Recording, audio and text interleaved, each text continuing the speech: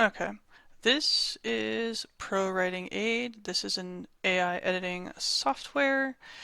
It has a ton of amazing features. This is an editing tool I use prior to sending my manuscripts off to my editor. It helps save her time and me money so she doesn't have to edit things that I really should be able to do myself. Okay. So in order to start it, you are going to have to do it chapter by chapter. Yes, I play Power World. Don't mind me. I am a nerd as well. So this is actually the first chapter of the first book that I published. No, this is not shameless self-promotion. This is just something, since it's already published and out there, it cannot be stolen from me because fun things happen. And the reason I have to do chapter by chapter is because it just takes way too long to do a whole book. You might be waiting a couple hours for this whole thing to generate. And then if you change the setting and then come back to it, it will have to load all over again, and that is a pain in the butt. I do write fantasy, and I write U.S. English, so it's set here. I only aware of English language for ProWritingAid, so if you're hoping for another, this is not going to be for you. And I also have it set to fantasy, and it tries. It is a limitation, but otherwise, it's still a great piece of software that does save time and money. So, in the settings thing, it does have a ton of options to choose from that you can turn on or off, so you can really just edit what you want to focus on. So I love using overused words. Sentence length is not a concern. But this I kind of use, and I can be repetitive, so I try to avoid that. Not worried about alliteration. Echoes is similar to repetition. It just helps you get a little more varied in your writing. Um, I have this might be great for essays or articles. I don't use it for my books since it's creative writing, and unless I'm trying to avoid a wall of text, which I've written 16 books and counting, I think I am decent at it. If my editor wants to break up a paragraph, she will do that for me, which rarely happens, but that's okay. Style, I don't know. Don't use this. This can be useful, but again, for creative writing, ProWritingAid is just and cliches and redundancies. You can turn that on or off, but it can kind of get annoying. Sticky sentences, great way to kind of write stronger sentences, but I don't use the suggestions more often than not because it's weird. And dialogue tags, well, if you're like me and had to learn to stop using so many ly words and use stronger verbs, this is a great way to catch yourself and fix it. And sensory report, I like this because sight and sound are used a lot, but using smell and taste and whatnot, they can be very powerful in writing, and we can often forget to. So this kind of makes me do a little check, like, hey, did I include this as well? And grammar, AR, not ER. Uh, this is always a work in progress. This is something we're always going to work on getting better at. And complex words, since I write middle grade, I do want to catch myself from being a little too complicated with my writing to actually write to my audience. So there's that. All right, back to the document. So again, here's chapter one, and I just kind of go through the checklist one by one. So grammar. This is a part where uh, you can. Where'd it go? Oh, grammar issues found. So all the spelling's correct. I've had to teach it words that I've made up for the series, and so that it stops. So, and then it just gives you a list here for grammar. Dad got matter and matter as schools for school. Kick me out. Well, this is actually an incorrect suggestion because he's not getting matter than school. He's getting matter as this happens. So this is your first example where it's giving you a grammatical suggestion that is not correct. So I used to report incorrect for everything, but after about 5 minutes, I realized I was moving into snail's pace. So I just learned to click ignore and move on. All right. Now for this one, his dusty boots thumped on wood. Now technically, including the word the is correct grammar, but this is a stylistic choice, so again, I'm going to ignore this as well. Okay. Rephrase. So that's all I had for that 2 grade. Whoa! So here's where you can start spending all day on using ProWritingAid. What? Uh, uh. No, it wants to rephrase the whole thing possible. Okay. I actually don't use this because it's for creative writing and it just doesn't work. I recommend, especially for newer writers, don't use a thesaurus.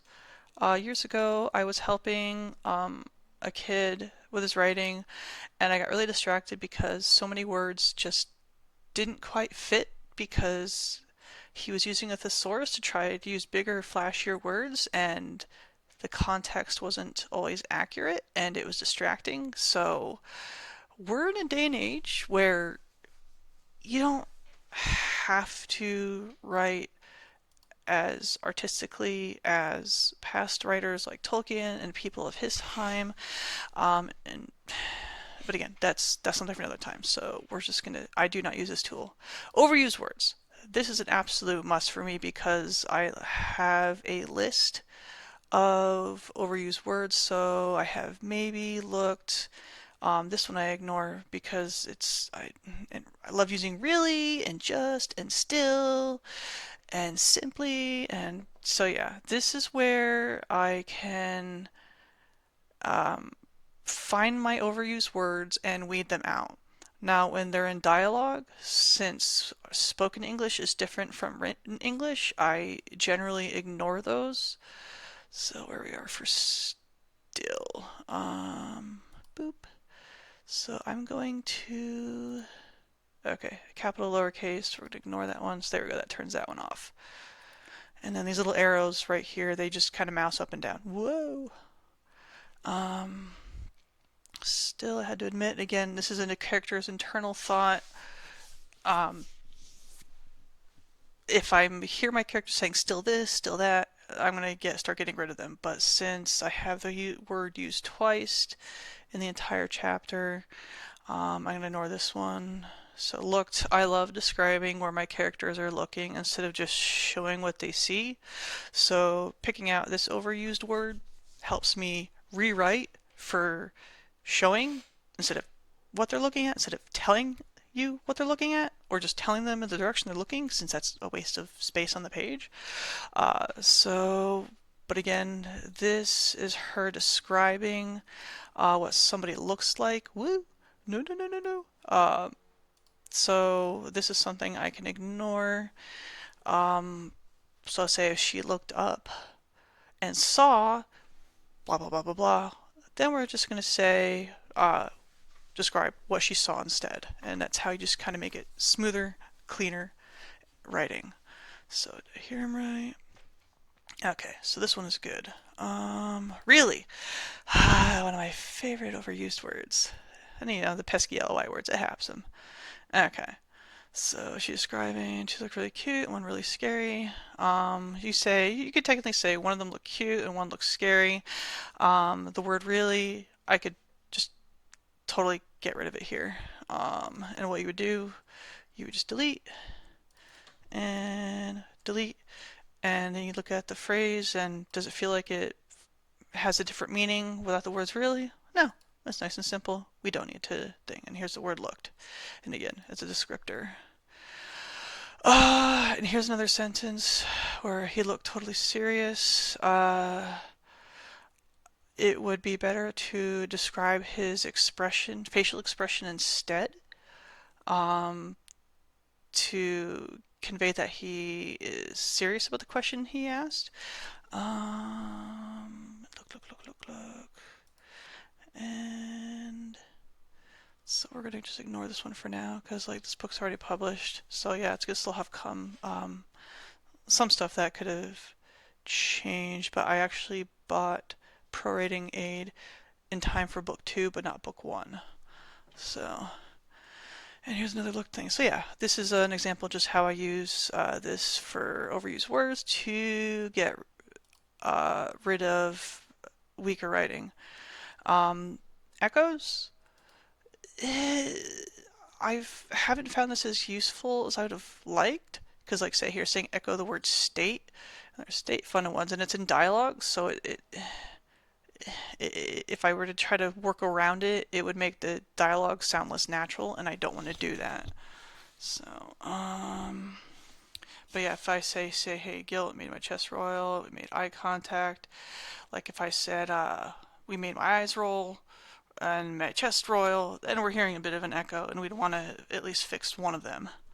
All right, structure.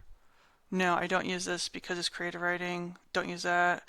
Transition, like it shows you, but I don't use this well. But you can look at it and see if you like using this and you want to. Oh, the connecting words. Okay. Sticky. This part helps me find weak sentences. Let's see. Dialogue. Here. And I have a cat flopping on me. Say hello, squeaky squeaks. So, alright. Yes, where is this? Alright, so let's go. Alright, so why did my teachers have to put something like that in my records?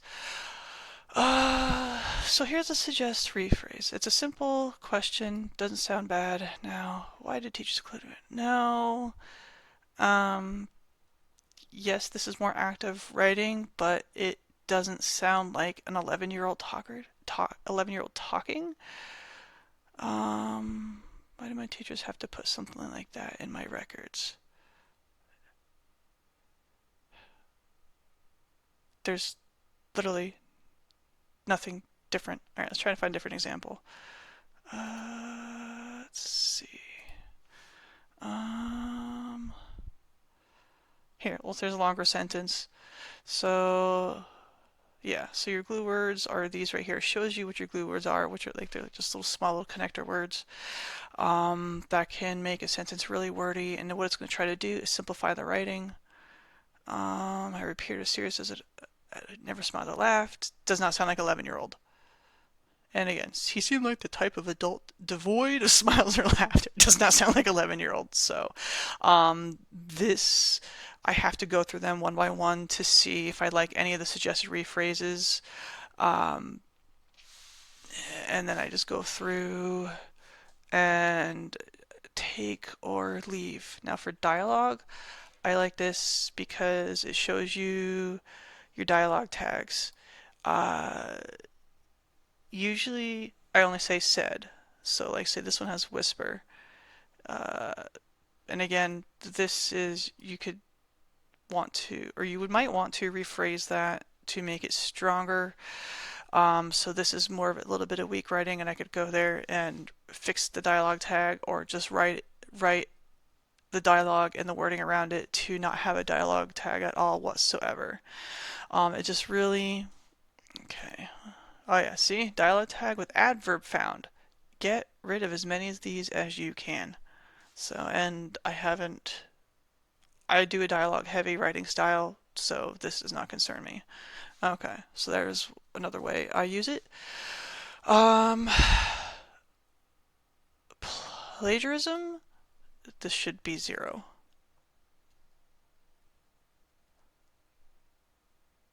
Yay! I hope so, because I wrote this by hand when I first drafted it. Okay. But yeah, that's really it. Is I just go through the tools that I've selected. I go through the settings, and here I have selected, so I add to this as it changes, and I ignore things that I don't need because this is a creative writing piece and I didn't change anything.